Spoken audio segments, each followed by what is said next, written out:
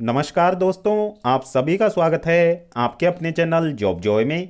तो दोस्तों, जैसा कि आप सभी को पता है, हाल ही में भारत सरकार के द्वारा 8वें वेतन आयोग को मंजूरी प्रदान कर दी गई है।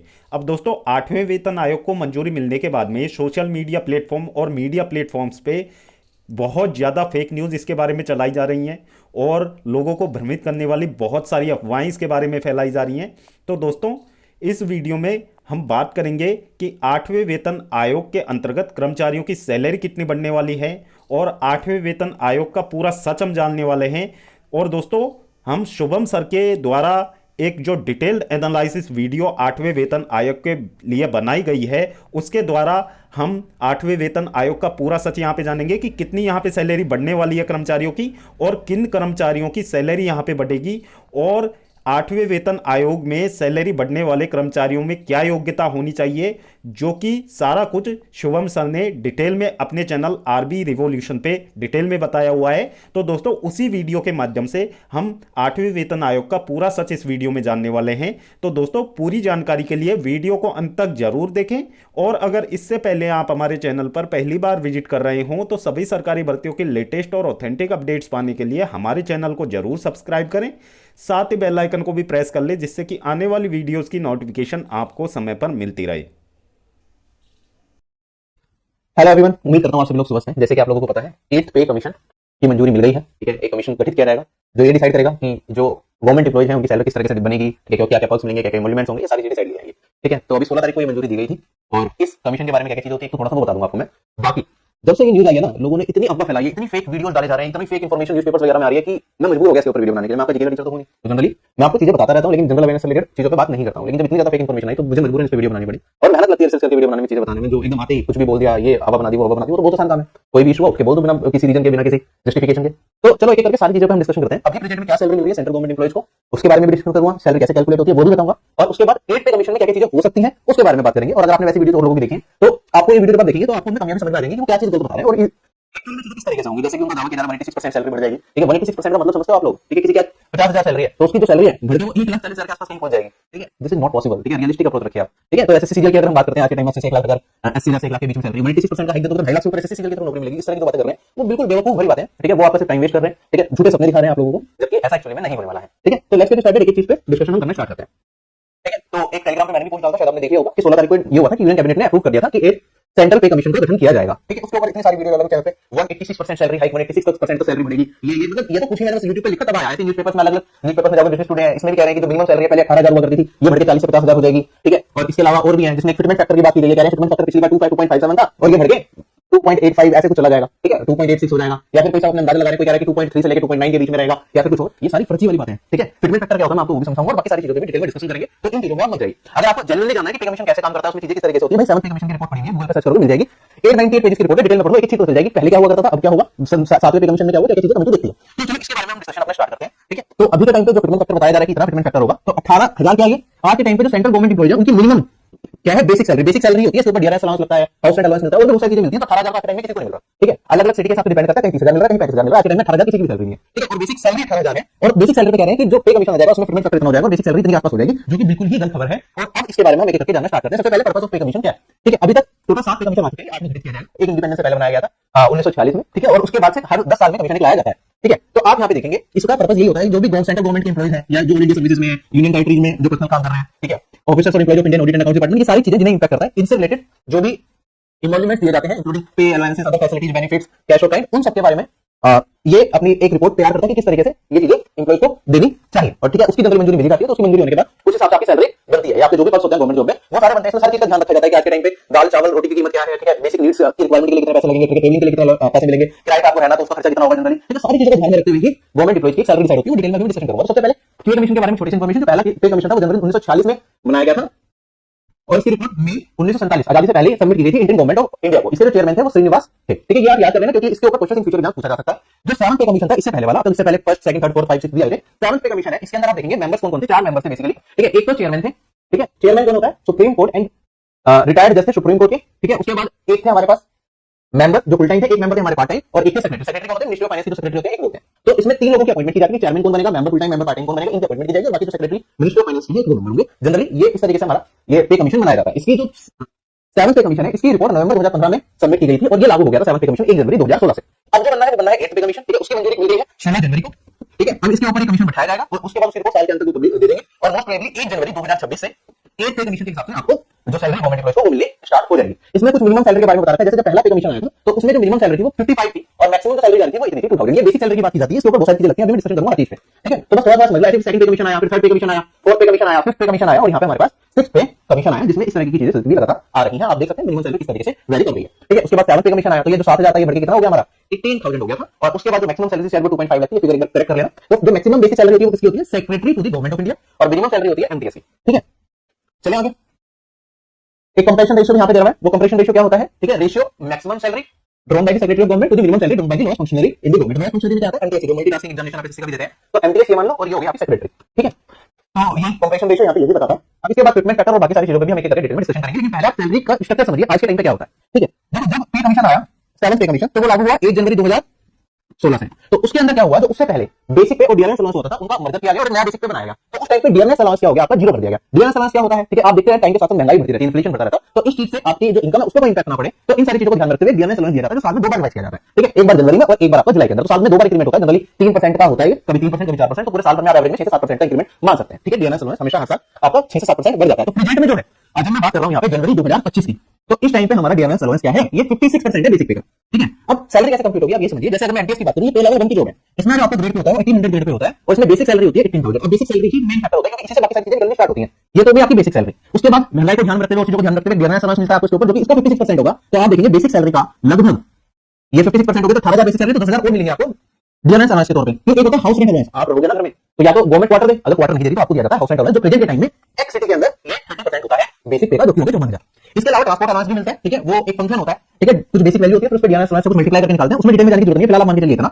और एक अगर मैं बात करूं गवर्नमेंट भी कंट्रीब्यूट करती है आपके एनपीएस में, तो गवर्नमेंट का जो कंट्रीब्यूशन होता है आपके एनपीएस स्कीम में वो होता है 14% प्लस बेसिक पे, जो आज के टाइम में बनता है इतना एनपीएस। तो एक्स सिटी में जो प्योन है, जो एनपीएस स्टाफ है, उसकी सैलरी होती है इतनी, लेकिन कुछ रिडक्शन भी होता है। एक हेल्थ स्कीम में रिडक्शन जाएगा, जनरल इंश्योरेंस स्कीम में रिडक्शन होगा, ठीक है। और जो कंट्रीब्यूशन है गवर्नमेंट का एनपीएस में, वो आपका अभी तो मिलेगा नहीं है, तो वो आपकी एनपीएस स्कीम में जाएगा, इसमें आपका भी कंट्रीब्यूशन होता है स्कीम में, तो ये कुछ रिडक्शन होते हैं। तो ये पैसा आपको भी मिलना है, आपका ही पैसा है, इन गैंग इंश्योरेंस में ज्यादा थोड़ा पैसा। तो टोटल जो इनहेंड सैलरी मिलती है वो मिलती है 32,498। ये एक्स सिटी की बात कर रहा हूं। अब एक्स सिटी क्या है ये भी डिस्कस करेंगे, लेकिन फिलहाल हमें पता चला कि सैलरी कैसे कैलकुलेट होती है। अगर मैं ग्रॉस सैलरी की बात करूंगा तो यहां से लेके यहां तक अगर मैं सम कर दूं तो ये मेरी बन जाती है ग्रॉस सैलरी। इसके अलावा और भी बहुत सारे अलाउंसेस होते हैं, कम से कम 150 से ज्यादा अलाउंसेस है, मैं करके बात करूंगा, लेकिन मेजर ये होते हैं जो आपको मेन इफेक्ट डालते हैं सैलरी पे, इसलिए उनकी मैं बात यहां पे कर रहा हूं। इसी तरीके से ये तो हो गया 1800 ग्रेड पे, हां, पे वाली जो होती है इसकी बेसिक सैलरी होती है। अगर आप ऐसे एलडीसी क्लर्क में चले जाएंगे तो इतने ग्रेड पे की जॉब होगी आपकी और इतनी बेसिक सैलरी होती है। इसी तरीके से अगर मैं इंस्पेक्टर पे आ जाऊं, असिस्टेंट सेक्शन ऑफिसर पे आ जाऊं, inspector income tax inspector assistant officer नहीं है, उसमें बेसिक पे आज के टाइम पे इतना है। इसकी एक्स सिटी में ग्रॉस सैलरी देखो 1 लाख के आसपास है और जो हमारे पास वो सैलरी बनती है, क्या कहते हैं, इनहेंड सैलरी बनती है, वो इतनी बनती है।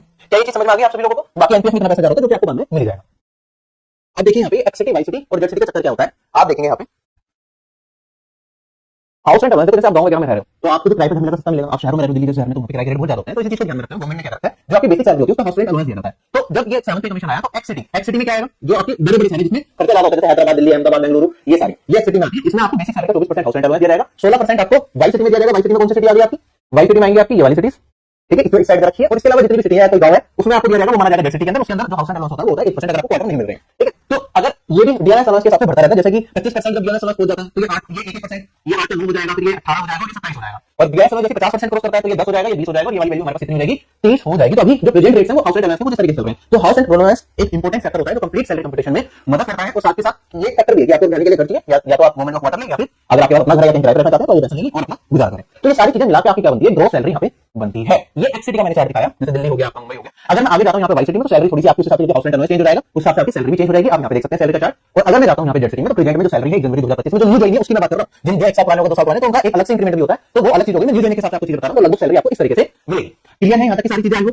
इसके अलावा कौन-कौन से आपको अलाउंसेस मिलते हैं, देखो आप देखेंगे यहाँ पे लगातार एक्सीडेंटल अलाउंस, एक्टिंग अलाउंस और ऑर्टिकल अलाउंस, ये कुछ इस तरीके के अलाउंसेस हैं जो 6th पे कमीशन से पहले रहते थे। उसमें से 7th पे कमीशन में बहुत सारे रहने दिया, एडिटेड बहुत सारे को चेंज कर दिया। तो जब कमीशन अपनी रिपोर्ट बनाता है तो बहुत चीजें बदलती हैं उसमें। तो एक चीज कह सकते हैं फिटमेंट फैक्टर ये हो जाएगा, वो हो जाएगा, और फिटमेंट फैक्टर की बात करूंगा। बाकी आप देख सकते हैं यहाँ पे कितने सारे अलाउंसेस हैं। देखिए ये 196 अलाउंसेस की बात चल रही है 7th पे कमीशन की रिपोर्ट में, ये जिसमें से कुछ हटाए गए होंगे, कुछ रखे गए होंगे, तो एक्सपेंडिचर कितना वो निकाल सकते हैं। लेकिन फिलहाल ये समझ के चलिए तो ये एक्स्ट्रा चीजें होती हैं जो आपको सैलरी से हटे रहती हैं, ठीक। तो ये रिपोर्ट है भाई, इसमें अगर डिटेल में पढ़ना तो सारी चीजें आपको 7th पे कमीशन के बारे में मिल जाएगी। अब मैं आता हूं वापस फिटमेंट फैक्टर पे कि फिटमेंट फैक्टर कैसे निकाला जाता है और इस बार जो सैलरी होगी 8th पे कमीशन के बाद वो लगभग क्या रह सकती है। अगर 2000 जैसे 16 में चीजें चेंज की गई, अगर वैसे कुछ चेंजेस यहाँ पे निकल के आते हैं, बाकी पे कमीशन क्या करेगा वो बताना इम्पॉसिबल है। अगर आप ध्यान देंगे, देखो 2016 अगर 1 जनवरी 2016 को हमारे पास ये मान के चलिए कि 7th पे कमीशन नहीं आता, ठीक है, तो उस केस में क्या होता है भाई, बेसिक सैलरी तो मान लो एक पर्टिकुलर पर्सन है जिसकी है हमारे पास 7000 रुपए एमटीएस की, उस टाइम पे डियरेंस अलाउंस कितना हो गया था भाई 125% हो जाता।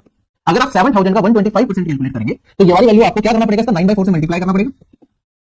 तो ये वाली वैल्यू 63 और यहाँ पे 4 से काटेंगे तो 15750। तो उस केस में आपके बेसिक पे और डियरेंस अलाउंस को अगर मिला के बना देता तो सैलरी आपकी कितनी बनती। गवर्नमेंट ने एक्चुअली में क्या किया है, जो ये है ना, इन दोनों को कर दिया मर्ज, और जो आपकी बेसिक सैलरी बना दी वो बना दी भाई 18,000।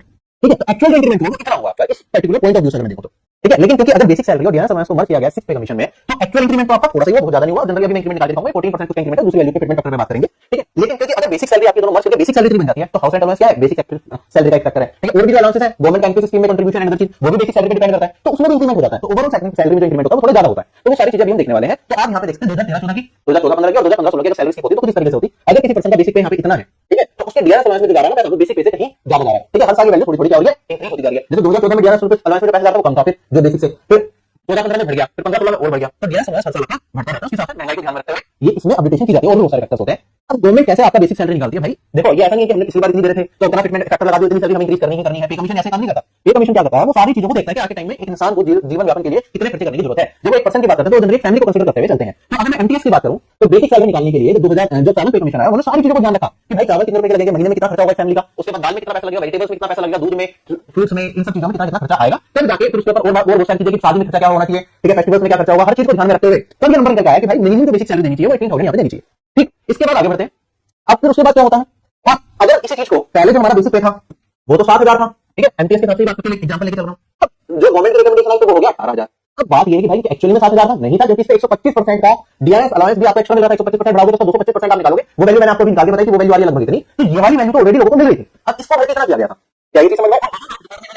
ये सारी चीजें एक्सप्लेन है इस रिपोर्ट के अंदर। और अगर मैं फाइनली ये चीज निकाल के दिखाऊं तो इन्होंने हर पे कमीशन पे कितनी जो सैलरी है वो इंक्रीमेंट हुआ है नेट में, वो चीज डिटेल में बता रखी है। ठीक है, अब मैं आपको फिटमेंट फैक्टर के एग्जांपल से समझाता हूं कि एक्चुअली में हो क्या रहा है। ठीक है, आपको बस ये चीज समझनी है कि जब आपका नया बेसिक पे बनता है तो डियरेंस अलाउंस क्या हो जाता है, मर्ज कर दिया गया था 2016 के अंदर, इसलिए फिटमेंट फैक्टर इस तरीके से आपको देखने को मिला था। तो देखो ये हमारा एग्जांपल है, जनवरी 2016 में हमारा जो डियरेंस अलाउंस होता है वो 125%, 6 पे कमीशन के हिसाब से अगर चलता रहता तो बेसिक पे प्लस डियरेंस अलाउंस अगर हम करते हैं तो 2.25 से जो मल्टीप्लाई करना पड़ेगा। और ये हम कह सकते हैं कि बेसिक पे में जो चेंज हो रहा है इसे हम कह सकते हैं कि जो एक्चुअल चेंज जो हमें देखने को मिल रहा है वो ये है कि एक पर्सन बेसिक पे प्लस डियरेंस अलाउंस अगर कर दूं, मर्ज कर देता हूं तो उसे इतने गुना तो मिलना चाहिए भाई, नया बेसिक होना चाहिए, उसका इतना गुना होना चाहिए। गवर्नमेंट ने क्या किया, फिटमेंट फैक्टर एक्चुअली में क्या कर दिया, इसे ही कर दिया 2.57। अब एक्चुअल इंक्रीमेंट कितना हुआ, नॉर्मल अगर मर्जी करने थे बेसिक पे और डीओ को तो 2.25 से मल्टीप्लाई करते हैं, लेकिन गवर्नमेंट ने करा इससे, तो इंक्रीमेंट अगर आप यहां निकालेंगे तो इसमें से इसे घटाओ, जो वैल्यू आएगी उसे डिवाइड करो 2.25 से, तो आपको समझ में आएगा कि कितना इंक्रीमेंट हुआ है। और ये वाली वैल्यू अगर हम निकालते हैं तो ये वाली वैल्यू होती है 2.5714 माइनस 2.25। अगर इसे सब्ट्रैक्ट करके डिवाइड करूंगा तो ये वाली वैल्यू आती है 14.3% अप्रोक्सीमेटली। और गवर्नमेंट ने अपनी रिपोर्ट में भी ये मेंशन कर रखा है कि हमारे पास जो इंक्रीमेंट हुआ है 6 पे कमीशन के बाद 7 पे कमीशन में जब लोगों को सैलरी दी गई तो उसमें जो इंक्रीमेंट है भाई वो इतने का है, 14.3% का है। ऐसा नहीं हुआ जब उनके लोगों की सैलरी एकदम हाई गुना हो गई 6 पे कमीशन के बाद 7 पे कमीशन आती, एक्चुअल सैलरी इतनी इंक्रीज हुई, लेकिन ओवरऑल अगर हम देखें कि हाउस रेंट अलाउंस पे भी इम्पैक्ट पड़ता है तो नेट इंक्रीज ज्यादा हो जाता है। और आगे आगे जो इंक्रीमेंट होगा बड़ी सैलरी पे होगा तो इंक्रीज धीरे धीरे बढ़ते रहता है। ठीक है, तो ये नेट इंक्रीज था इतना। अब आपको समझ में आया होगा कि वो 2.57 से नहीं है और एक्चुअली में ऐसा है। और जब प्रेजेंट में फिटमेंट फैक्टर निकाला जाएगा तो इसी तरीके से चीजें चलेंगी। जो कमीशन है वो इस रिपोर्ट को ध्यान से देखेगा कि क्या क्या एक्चुअल चेंजेस हुए हैं। ठीक, तो अब मैं आगे बताऊं कि अभी के हिसाब से चीजें कैसे चल रही है और क्या फिटमेंट फैक्टर आपका हो सकता है अगर सिमिलर तरीके से काम करने की कोशिश की जाए। ठीक है, तो आप एक बार पिछले सालों की रिपोर्ट भी देख लो कि कैसा कैसा फिटमेंट फैक्टर रहा है। अगर आप सबसे ज्यादा ध्यान देंगे तो जब 6 पे कमीशन आया ना, लोगों की सैलरी सबसे ज्यादा इंक्रीज 6 पे कमीशन में हुई है। ठीक है, सेकंड पे कमीशन में बहुत कम सैलरी इंक्रीज हुई, फिर थर्ड पे कमीशन, फोर्थ पे कमीशन, फिफ्थ पे कमीशन, सिक्स्थ पे कमीशन और सेवंथ पे कमीशन। ये कुछ इस तरीके से चेंजेस आपको देखने को मिल रहे हैं। तो हमें रियलिस्टिक अप्रोच अपनी रखनी है कि सैलरी हमारी रियलिस्टिकली कितनी इंक्रीज होगी आफ्टर 8 पे कमीशन, क्योंकि गवर्नमेंट को भी अपनी नॉलेज बचानी है। तो कम से कम 14% का इंक्रीमेंट पहले दिया था, तो इस बार भी 14% इंक्रीमेंट होने देना ही चाहिए पे कमीशन की रिपोर्ट के बाद। ठीक है, वरना क्या फायदा इन चीजों का, राइट। तो अब मैं आगे बढ़ाऊं तो मैं ये इस चीज का तो पूरी तरीके से खंडन करता हूं कि आपकी बेसिक सैलरी इतनी होगी। क्यों, क्योंकि उस टाइम पे जब 2.86 जब पिछले पे कमीशन में 2.57 मल्टीप्लाई किया गया, जब डियरेंस अलाउंस कितना था 125% था। ठीक है, इस बार जो डियरेंस अलाउंस होगा आप देखो अभी 56% चल रहा है, उसमें मान लो 2% अभी बढ़ गया आपको जुलाई में और जनवरी में मान लो 4% और, तो मैक्सिमम जो जाएगा, मतलब अगर पे कमीशन नहीं होता है तो जो ये हमारा डियरेंस अलाउंस जाता है ये 63% जाता। 63% का मतलब क्या हुआ कि आपका जो मल्टीप्लिकेशन फैक्टर बन रहा है, अगर मैं बेसिक को और डीए को मर्ज कर दूं तो ये बन रहा है 1.63 बेसिक पे। ठीक है, 163% हो जाएगा, 100% बेसिक पे प्लस 63% तो 1.63। और इसमें जो गवर्नमेंट करेगी, जो कमीशन करेगा वो इंक्रीमेंट करेगा। अब वो इंक्रीमेंट कितने का करेगा ये हमें देखना है कि भाई 10% का करेगा, 20% का करेगा, 15% का करेगा, 12% का करेगा। ये सारी चीजों के लिए बहुत सारे फैक्टर्स आइडेंटिफाई करेगा कि आज के टाइम में लिविंग कॉस्ट कितनी है आपकी, ठीक है, खर्चा कितना है, महंगाई कितनी है। ठीक है, तो जो मैंने फैक्टर्स बताया कि किस तरीके से वो 18,000 लेके आया था, आपने देखा ना, एक्चुअली इस तरीके से पूरी रिपोर्ट बनाई जाएगी, फिर फाइनल डिसाइड होगा और उसके बाद कह देंगे कि भाई इतना फिटमेंट फैक्टर निकल के आया है। ठीक है, तो अगर मैं जनरल लॉजिकली सोचूं तो हमारा इंक्रीमेंट क्या हो सकता है। अगर मैं एमटीएस की बात करता हूं, यहाँ पे 1800 ग्रेड पे की जो जॉब है जिसमें 18,000 बेसिक पे आपकी होती है, तो अगर ये 1.63 का मान लो इंक्रीमेंट हुआ इसमें 10% का, जैसे पिछली बार 12% का हुआ था, 10% का इंक्रीमेंट लेके चलो तो जो न्यू फिटमेंट फैक्टर आएगा वो 1.793 के आसपास आएगा। ठीक है, बेसिक पे इतनी होगी ना कि क्या बनेगा कुछ ऐसे ही। अगर ये हमारे पास हो गया 1.63 तो इतनी होगी। ठीक है, सॉरी 14% हुआ, 12% हुआ, तो हमारा जो न्यू फिटमेंट फैक्टर है वो कुछ इस तरीके से निकलेगा और जो हमारी न्यू बेसिक सैलरी आएगी वो कुछ ऐसी आपको देखने को मिलेगी for the post of MPS. ठीक है, तो आप जो नहीं समझ के चलिए क्योंकि जो पिछले साल 2016 में हुआ लगभग मुझे लगता है कि चीजें कुछ इस तरीके से चलेंगी। तो 14 से 18% का ब्रैकेट हो सकता है और आपका बेसिक पे लगभग इधर नहीं जा सकता है for the post of MPS. लेकिन जब ये होगा तो समझ जाइए कि आपको डियरेंस अलाउंस क्या हो जाएगा, जो भी 56% मिल रहा है वो नहीं मिलेगा आपको, वो हो जाएगा बिल्कुल जीरो।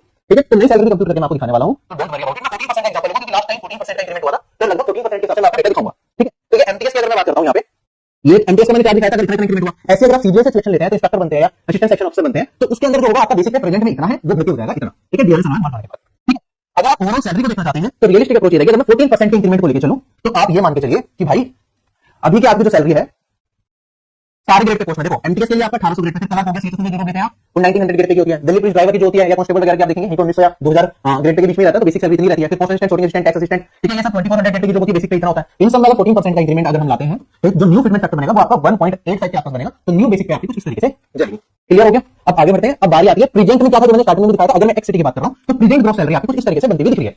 लेकिन अब जो अगर 8 पे कमीशन में कहा हमने कि भाई जो फिटनेस फैक्टर में इंक्रीमेंट जो आया हमारे पास वो 14% का आया, तो उस पर्टिकुलर केस में हमारे पास जो ग्रॉस सैलरी बन रही होगी, आप देखिए यहाँ पे वो कुछ इस तरीके से रहेगी। इसमें मैंने हाउस रेंट जो अभी 10, 20 और 30 चल रहा है, इसमें कोई भी बदलाव नहीं करें। हो सकता है कि कमीशन इसे कम कर दे या थोड़ा बढ़ा दे, कुछ भी चेंजेस हो सकते हैं। ट्रांसपोर्ट अलाउंस में भी चेंजेस हो सकते हैं, और भी जो छोटे छोटे अलाउंसेस हैं उनमें भी चेंजेस आ सकते हैं depending upon the report of पे कमीशन। तो मैंने जो मेजर फैक्टर आपकी सैलरी में कंट्रीब्यूट करते हैं वो होता है आपका बेसिक सैलरी, डीएनएस अलाउंस, ठीक है, और उसके बाद एचआर। ठीक है, एचआर को मैंने पहले जैसा ही लिया है, जो प्रेजेंट में चल रहा है उसमें बदलाव नहीं किया है। तो जो मोटा मोटा चेंज हो सकता है वो कुछ इस तरीके से हो सकता है। आप देखेंगे यहाँ पे सैलरी जो रहेगी आपकी लगभग कुछ इस तरीके की हो सकती है। अब इसमें ऊपर नीचे थोड़ा बहुत हो सकता है depending upon the report of the commission, क्योंकि कमीशन ऐसे ही कुछ नहीं बनेगा। ठीक है, पूरा डेटा कलेक्ट किया जाएगा, बहुत लंबा प्रोसेस है। मैंने बताया ना 900 पेजेस की रिपोर्ट थी, तो 900 पेजेस का रिपोर्ट बनेगी इस कमीशन के लिए, और जब उसकी मंजूरी मिल जाएगी तब सैलरी में आपको चेंजेस देखने को मिलेंगे। ये तो ऐसा नहीं है कि बैक के फिटमेंट फैक्टर बता दिया भाई कि यहाँ पे पिछली बार इतना था, इस बार इतना बढ़ा फिटमेंट फैक्टर, तो जब सैलरी होगी 3 गुना हो जाएगी, 4 गुना हो जाएगी, इस तरह की चीजें नहीं होने वाली। ठीक है, तो जो लोग ये सोच के बैठे थे कि सैलरी अभी उन्हें 50,000 मिल रही है और अभी जैसे नया पे कमीशन आएगा 50,000 हो जाएगी 1.5 लाख, तो ये सब गलत चीजें जो ऑलरेडी जो चीज समझ में आती है, जो पहले से जो में काम कर रहे हैं। लेकिन जो लोग बिगिनर्स हैं, जो नई गवर्नमेंट जॉब की तैयारी में लग रहे हैं, उनके लिए लगता है पता नहीं क्या बदलाव आ गया। ठीक है, अभी मैं कुछ देख रहा था, कुछ लोग कह रहे थे कि लोग आईआईटी के बाद अब एमटीएस की जॉब करेंगे, क्योंकि आईआईटी से ज्यादा पैकेज एमटीएस में मिलेगा। ठीक है, तो ये सारी फालतू की बातें। बाकी अगर ओवरऑल देखा जाए तो गवर्नमेंट जॉब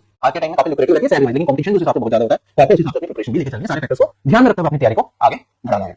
ठीक है, तो यही चीजें। बाकी जैसे अगर एंट्री लेवल की बात करें तो गवर्नमेंट जॉब में एंट्री लेवल का पैकेज कहीं ज्यादा है, प्राइवेट जॉब में इंजीनियर का एंट्री लेवल का पैकेज है। हम देखते हैं जो ज्यादा रिक्रूटमेंट करती है, जैसे इन्फोसिस हो गया, टीसीएस हो गया, इनमें जो एंट्री लेवल का पैकेज होता है 3 से 4 लाख रुपए पर एनम के हिसाब से होता है। लेकिन अभी भी अगर मैं प्रेजेंट के हिसाब से देखूं एमटीएस का, जो 40,000 तो आपकी ग्रोस सैलरी होगी, ठीक है, और 12 से गुना कर दो इसको, ठीक है, तो लगभग 5 लाख का आपका एंट्री लेवल का पैकेज बन गया। ठीक है, जॉब सिक्योरिटी बाकी सारी चीजें अलग। और ये एक पे कमीशन के बाद जो उम्मीद है, जो मुझे लगता है कि बदलाव आएंगे, ये हो जाएगा आपका एमटीएस में बढ़ के लगभग 45,000 के आसपास इन एक्स सिटी। तो ये आपके लिए और ज्यादा बढ़ जाएगा, 5.5-6 लाख का पैकेज लगभग मान के चलिए। और अगर मैं सीजीएल की बात करूं, एसएससी सीजीएल से अगर आप इंस्पेक्टर या लगते हैं या असिस्टेंट सेक्शन ऑफिसर लगते हैं, तो अभी के टाइम पे ग्रोस सैलरी लगभग 1 लाख है, तो पैकेज लगभग 12 लाख कह सकते हैं, और बाकी से थोड़ा ज्यादा गवर्नमेंट का खर्चा बढ़ जाता है। लेकिन अगर हम देखें तो इसमें इंक्रीमेंट आप देखेंगे ये 1 लाख से लगभग 25,000 वैल्यू बढ़ गई हमारी। तो लगभग जो टोटल ग्रोस सैलरी में इंक्रीमेंट होगा, उनको मैं कह रहा हूं फिटमेंट फैक्टर में इंक्रीमेंट 14% का हो रहा है, लेकिन जो ग्रोस सैलरी में इंक्रीमेंट होगा, ठीक है, यहाँ पे तो आपको 25% दिखेगा, लेकिन एक्चुअली में 25% नहीं होगा, क्योंकि यहाँ पे डीएनएस अलाउंस जो है अभी 56% ही मैंने रखा है। ठीक है, तो 1 जनवरी के हिसाब से 1 साल में 7% और बढ़ जाएगा। ठीक है, 7% ये बढ़ गया, उसमें फिर आप देखेंगे तो लगभग 20% के आसपास ये मान के चलिए आपकी ओवरऑल सैलरी में इंक्रीमेंट आ सकता है। ठीक है, ओवरऑल इंक्रीमेंट जो होगा वो 20% के आसपास नहीं दिखेगा, अगर 14% का फिटमेंट फैक्टर इंक्रीज किया गया। ठीक है, तो ये एक मोटी मोटी कैलकुलेशन आप लेके चलिए। ठीक, बाकी जो लोग नए हैं, जो अभी एसएससी एग्जाम 2025 देने वाले हैं, उनको मैं यहाँ पे बता दूं कि देखो जब आप ज्वाइन करेंगे, आपकी ज्वाइनिंग आएगी लगभग 2026 के अंदर। ठीक है, तो जब आपकी सैलरी होगी ना, एंट्री सैलरी लगभग होगी, लगभग इसके आसपास हो सकता है, कहीं आपकी रेंज करें। अगर आपको लगता है लुक्रेटिव और इसके लिए एग्जाम के लिए एफर्ट चाहिए वो आप बना सकते हो, तो आप कॉम्पिटिटिव एग्जाम की तैयारी में लगे। अगर आपको लगता है ये चीज ज्यादा लुक्रेटिव नहीं है, आपके पास बेटर ऑप्शंस हैं, तो आप उसके साथ कंटिन्यू